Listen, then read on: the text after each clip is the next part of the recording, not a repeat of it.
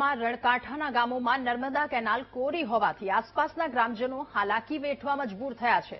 સુરેલ ગામમાં નર્મદા પેઠા કેનાલ નિર્માણ પામી અને વર્ષો વીતી ગયા, પરંતુ ગ્રામજનોને નર્મદાના નીર હજુ સુધી નથી મળ્યા, જેના લીધે ખેડૂતોને પાક માટે સિંચાઈનું પાણી નથી મળતું.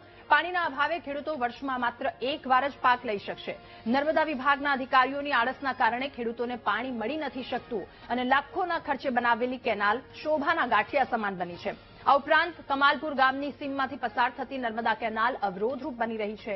કેનાલમાં ઝાડી ઝાખરા ઉગી નીકળતા વરસાદી પાણી નિકાલ નથી થઈ શકતો. અહીં પાણીના નિકાલ માટે નાળું બનાવવામાં આવ્યું છે, એવી ખેડૂતો દ્વારા વર્ષોથી માંગ કરવામાં આવી રહી છે. છતાંય નર્મદા વિભાગ ખેડૂતોની સમસ્યાને ધ્યાનમાં નથી લેતું, જેના કારણે ખેતરમાં પાણી ભરાઈ રહે છે.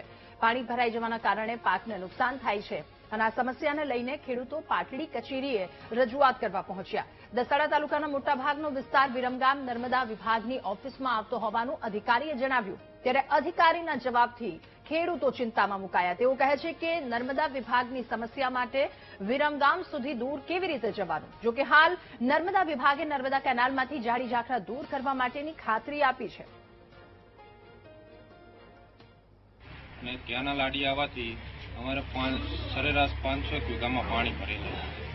ચોમાસું પાક નિષ્ફળ જવાથી એનો પાણીનો નિકાલ કાયદેસર અમે નર્મદા નિગમમાં રજૂઆત કરવી, બધે રજૂઆત કરી. પછી અમે અત્યારે પાટડી આવ્યા. પાટડી નર્મદા વિભાગની મિટિંગ હતી, એટલે અમને એમ કે એ પ્રશ્નનો કદાચ આપણે સોલ્યુશન થઈ જાય છે. પણ અહીંયા આગળ આવ્યા પછી અમને એવી ખબર નથી કે વિરમગામ શાખાના સાહેબો અહીંયા આગળ આવશે કે નહીં આવે.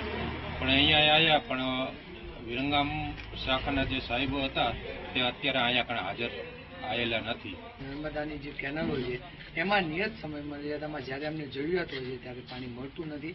અમુક કેનાલો તો એવી છે કે જે બની છે ત્યારથી એમાં પાણી પણ આવ્યું નથી. હું દસાડા તાલુકાના પરિપ્રેક્ષમાં વાત કરું તો આ બધા ગામો ઇન્ટિરિયર ગામ છે, છેવાડાના ગામડાઓ છે. ત્યાંના જે ખેડૂતો છે એ પણ ખૂબ નાના છે, અથવા તો એ ખૂબ મોટી જમીનો પણ ધરાવતા નથી ને આર્થિક રીતે નબળાય.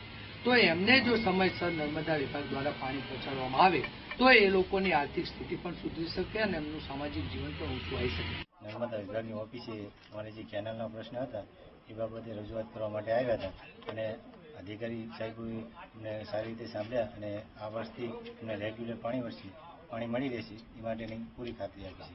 એમાં સુરેલ ગામમાં અને વિસનગર ગામમાં 11થી કેનાલ નાખી ત્યારથી કોઈ દિવસ પાણી આવેલ નથી, જેથી એક જ રવિ પાક લઈ શકીએ છીએ.